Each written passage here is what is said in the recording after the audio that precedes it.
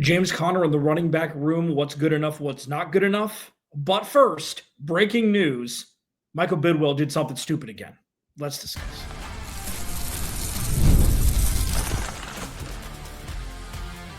You are Locked On Cardinals, your daily Arizona Cardinals podcast. Part of the Locked On Podcast Network, your team every day. Cardinals, your team every day. Alex Clancy here. Follow me on Twitter, Clancy's Corner. Follow the podcast at Locked On AZ Cards. Thank you for making Locked On Cardinals your first listen, free wherever you get your podcast and on YouTube, part of the Locked On Podcast Network, your team every day. Please go to the YouTube channel, man. Search Locked On Arizona Cardinals. Hit that subscribe button. Turn notifications on. You know the drill. I'll stop talking like this now. So the What's Good Enough, What's Not Good Enough mini-series is going to take a backseat to Michael Bidwell. Shocker. This dude has been on a just Hall of Fame idiocy run over the last 1,000 days or so plus. I mean, obviously stemming back to things that he's done for years and years, but really just been in the limelight. When everything's going well, finally, he can't help but stick his foot in his mouth. He just can't. And, it's something that it's not laughable because the things that he's accused of, that he's allegedly done, are very serious. Okay. The ongoing, trials and accusations and everything. Not great. Now, here's another one. Okay. So there has been in Pro Football Talk and via Pablo Torre had this first. The NFL, this is what the tweet reads from Pro Football Talk. The NFL and NFLPA managed to conceal a landmark ruling in a collusion case against the league for more than 5 months. This collusion case was centralized around other teams stopping a potential trend that could have started giving guaranteed contracts to quarterbacks, starting with Deshaun Watson's. It was Lamar Jackson.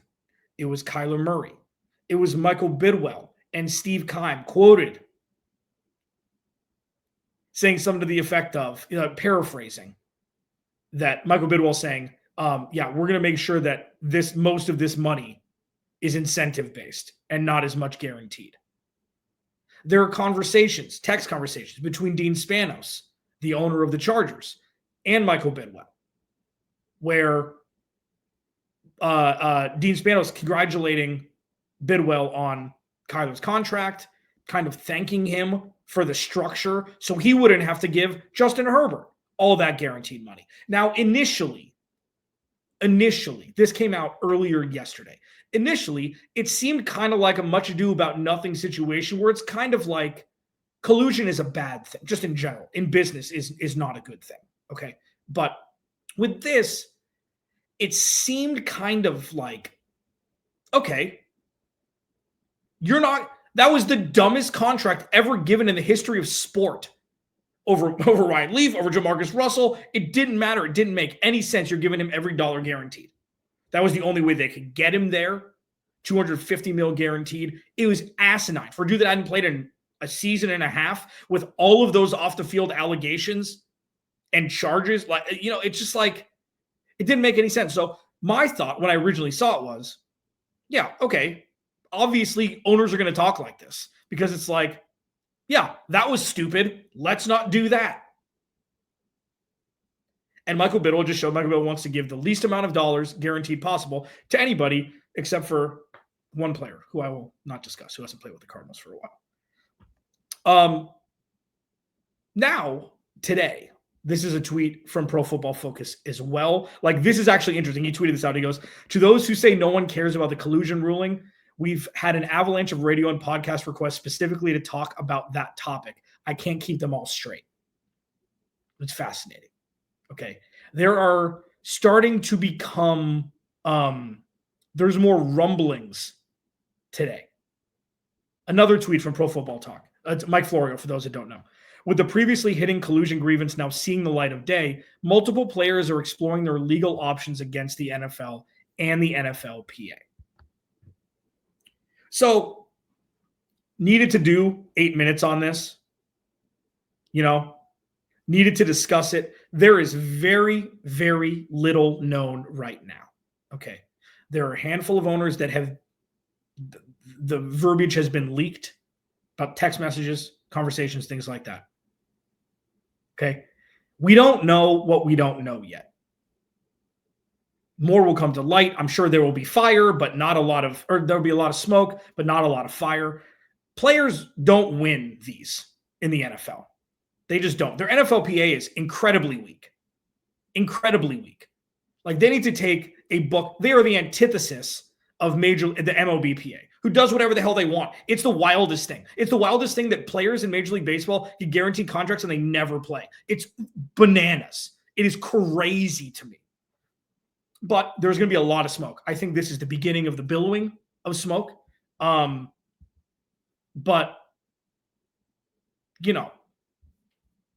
if I'm going to use my my broca's area properly and articulate exactly what I think will happen, a lot of smoke, not a lot of fire. It's just what it is in the NFL. But with Michael Bidwell bringing this in for just a blunder landing, why is it always him? Why is it always him? People are going to be in the comments, I've been with them 40 years. Bidwell family's always been this way. Sure, great. And I'm not negating that. And I'm not saying that's not true, because it is. But what I'm saying is, you're trying to see this caterpillar turn into a butterfly, but Michael Bidwell refuses to open the cocoon. He refuses to let it happen. He's pushing against his own best interest. Or is he protecting his own best interest by penny pinching, making sure that the rules don't apply to him or ever apply to him, and that even if he's called out on it, people are going to forget about it, whatever it is? What I will say is it's kind of a two-faced situation for him, because he deserves his flowers for everything he's done since firing Cliff Kingsbury and Steve Keim. He does. He deserves it, because he's done everything he said he was going to do. Now, he still seems to be a terrible person. Can't fix terrible people for the most part. Especially people who just, are devoid of being in touch with reality. Devoid of being in touch with actually what's going on, with rules that people that he thinks he's better than actually have to follow. And that's the troubling part. But you move on. It's the Cardinals. It's nothing new. Locked On Cardinals, your team every day. James Conner and the running back room together. What's good enough in 2025? Let's discuss next. This episode of Locked On Cardinals is brought to you by our friends at Rougiette. Guys, you've probably heard of Viagra, Cialis. Maybe you've even tried them. But if you're looking for something beyond the usual pill, it's time to meet Rougiette Ready. Rougiette Ready is a next-gen prescription treatment designed to amplify arousal in the brain and boost blood flow. Unlike the usual pills that can take hours, Rougiette's 3-in-1 formula dissolves under your tongue and kicks in fast, on average, in 15 minutes. Effects can last up to 36 hours, so you can stay confident and in control when the moment is right. I love it because it's completely online, man. Rougiette connects you with a board-certified doctor and ships your treatment discreetly to your door. Head to Rougiette.com/LockedOnNFL and use code LockedOnNFL to get 15% off today. That's Rougiette.com/LockedOnNFL and use promo code LockedOnNFL for 15% off. Individual results may vary with prescription treatment. Compounded drugs are permitted to be prescribed under federal law, but are not FDA approved and do not undergo FDA safety, effectiveness, or manufacturing review. Please visit the Rougiette website for full safety information. Please go to the YouTube channel, search Locked On Arizona Cardinals. Hit that subscribe button, man. If you want to go leave a review, where reviews are left, cool. I don't really care. I just try to do a good show. And 9 years, man. 10 years. 9 seasons. Bonkers. And Michael Bidwell still being a knucklehead. for the kids in the room. I don't want to say what I really think. James Conner in the running back room, what's good enough? I'm grouping them together. This is the beginning of the best time the Arizona Cardinals will experience in the running back room since Chris Johnson and David Johnson for those 13 games or whatever before Chris Johnson got hurt in 2015. This is it. We've already got reports. Adrian Taylor-Demerson, Rabbit spoke to the media yesterday. He said, Trey Benson's running like James Conner. Dude, I'm telling you, I love when I'm right and it works. And listen, it's not because I'm right. I contrary to popular belief, I'm actually right more than people want to give me credit for, but I don't do this to be right. I do this to give things for people to think about, and sometimes I happen to be right. The James Conner career arc with the Cardinals it couldn't have gone more perfectly, in my opinion. What I've stated for the last couple seasons is, at some point, the Arizona Cardinals are going to need to bring in a dude to be able to carry 70% of the weight where James Conner can carry the LeGarrette Blount role. Everydayers, I've said it over 100 times on this show. And it's not now. It's not now. Okay? It's going to be inverted now. But you're going to see an uptick in Trey Benson. You're going to see a downtick, in my opinion, or you should, in touches for James Conner. But it's when the touches happen for James Conner that's going to be the most important. It's just like the receptions to touchdowns I talked about with Trey McBride yesterday. So what's good enough for me is the floor. It's not the ceiling. We know what the ceiling is going to be. This is a run-first offense. Every year it's worked. There's no reason to believe it wouldn't work again. Now you have more talent. You got more passing room talent. You got more pass catcher talent. You've got an exponentially better defense on paper. This is the foyer into the auditorium that is a top 5 run room in the league. We're here right now. Week 1, foyer. Week 7, auditorium. We could be witnessing the Cardinals' best 1-2 punch in the backfield.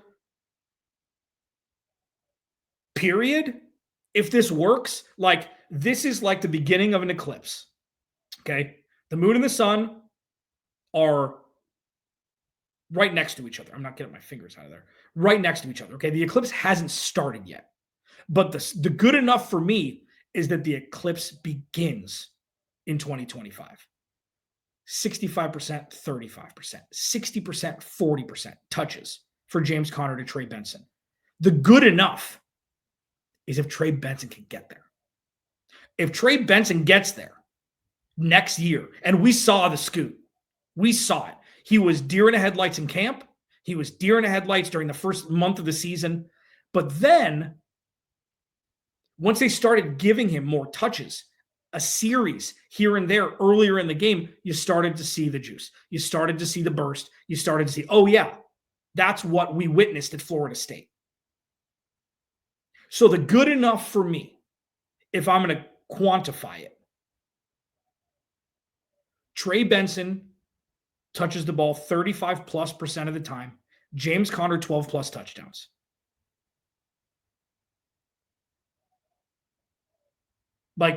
If James Conner has 1,000 yards rushing, which again is 60 yards a game. It's not a lot. What you want is 1,700 or 1,800 rushing yards from that group. You take 16, but if the Cardinals are rushing, and you could group Kyler Murray in with this specifically for what the good enough is. If the Cardinals rush for 1,700 yards next year, good enough. But the real kicker is James Conner continuing to be one of the best in the business at punching it in from inside 5 yards. And I know that I'm bouncing off what I talked about yesterday. If you didn't check that out, it's a good show. Bouncing off what I talked about yesterday, the reason why Trey McBride and Marv and these guys don't have this exorbitant amount of touchdowns is because they run the ball a lot inside the 10 because James Conner's so good at it. If you can get James Conner to continue to do that, which you expect, get Trey Benson to follow in his footsteps, which you'd hope the beginning of that next step happens in 2025. Then you're looking at the next 2 or 3 years where the eclipse really starts. 2026, joint, 50-50. 2027, Trey Benson's backfield. And it could be 2026. And even though they just extended James Conner, I don't care. I don't care if they extended James Conner and it's 50-50 right now. James Conner is invaluable to this organization. People are going to forget that he played for the Steelers. They may have already done it. That was the goal when he signed here in 2019. That was it. Or 2020. That was it. You want James Conner to be the dude inside the 10. You want him to be the dude when you got to have it on 3rd and short. You want him to be the dude to move the sticks to salt away a game and end up in victory formation. And this is the first year. I thought it was going to be last year, but it wasn't. And this isn't like back to, it should have been, but it wasn't. This is the first year where James Conner doesn't need to touch the ball as much as he has since coming over, and the offense can still be efficient. But the catalyst for that, the main cog in that, is Trey Benson leveling up. And there's no reason to think that he won't. This is what we saw the burst last year, sparse as James Conner's backfield, that we saw at Florida State at the NFL level. He just makes people miss, dude. He hits a hole and he's out. Hits a hole, hits the outside. He had multiple chunk gains last year. So what's good enough? 12 plus touchdowns for James Conner and Trey Benson's usage between 35 and 40% because he deserves the touches. I'm not saying he deserves it now, but the fact that they trust him with that amount of touches, catching the ball, running the ball, whatever it is, that is a massive level up, because that means that James Conner can save his legs for important downs and Trey Benson can eat at the NFL level, and you'll start to see the eclipse happen where Trey Benson could push for RB1 while James Conner maybe moves into that RB1A or RB2 role, that LeGarrette Blount role that I've been pining for and hoping that he'll stay in Arizona Cardinal long enough to see him do that, because he will absolutely punish that role. Locked On Cardinals, your team every day. What is not good enough from the running back room? That's the trickier part. I'll discuss it next. This episode of Locked On Cardinals is brought to you by our friends over at Monarch Money. So have you ever wished that managing your money felt easier? With Monarch Money, it can. Whether you're growing your savings or planning a big purchase, Monarch puts you in the driver's seat, and it's like having your own personal CFO, giving you full visibility and control over your finances. Monarch Money is more than a budgeting app. It's a complete financial command center. You can track all of your accounts, investments, and spending all in one place. So in addition to managing your money, you're also building wealth. Like, one thing that I've noticed when I started to track my spending was how much I was eating out. Like, I've gotten a lot better at this, but going to the grocery store, like spending $50 at the grocery store can be 10 meals. Spending $50 at a restaurant nowadays, one, maybe two. I mean, even at Chipotle, it's probably one at this point. Take control of your finances with Monarch Money. Use code LOCKEDONNFL at monarchmoney.com for 50% off your first year. That's monarchmoney.com, code LOCKEDONNFL for half off your first year.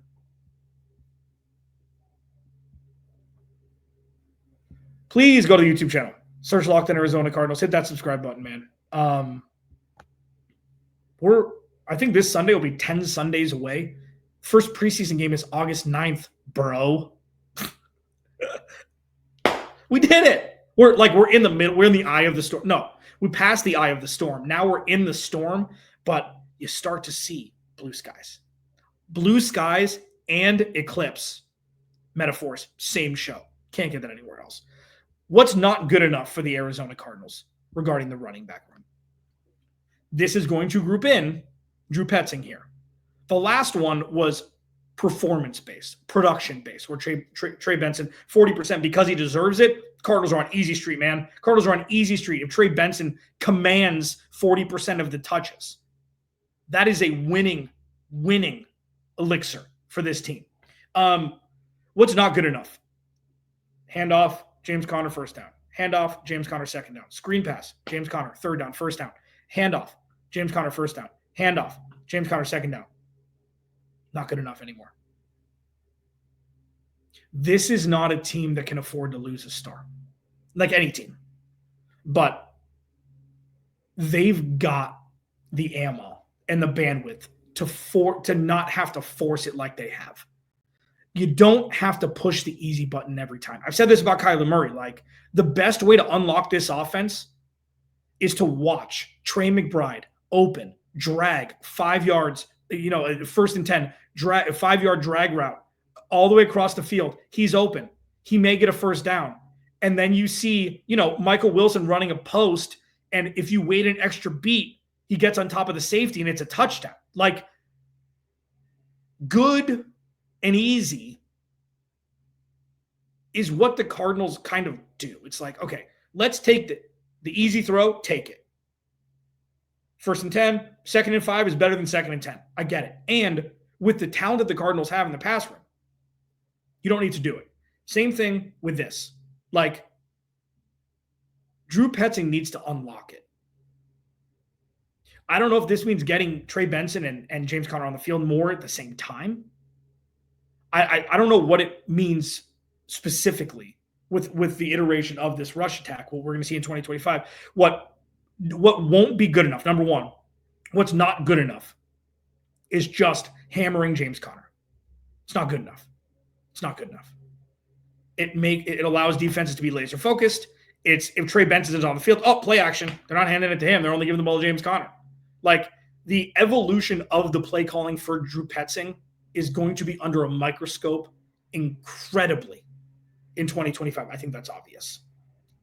But if this is going to be the calling card for this offense still, which is fine, even though I think there should be some unlocking 5%, 7% of the pass attack, they've got to get it right. And it can't look the way it did last year, even though it's been effective. It can't look the way it did 2 years ago, even though it was effective. It's got to be something new. It can't just be this. It's got to be this 60% of the time. Give me something new. Give me something different. Give me something that we don't see from the Arizona Cardinals on all the film, on all 34 games that Drew Petzing has called plays for. Like that quick math? I thought it was 16 first, 17. First year. I know it's 17. Doesn't matter. The not good enough is overworking James Conner coupled with Trey Benson not leveling up. That would be the not good enough. And that's kind of a problem for the Cardinals, because if you're a run-first team, it's got to be a strength. Locked On Cardinals, your team every day. Remember, without you, there is no me. Ari Meirov, one of the best out there, joining me on Friday. I'll talk to you then.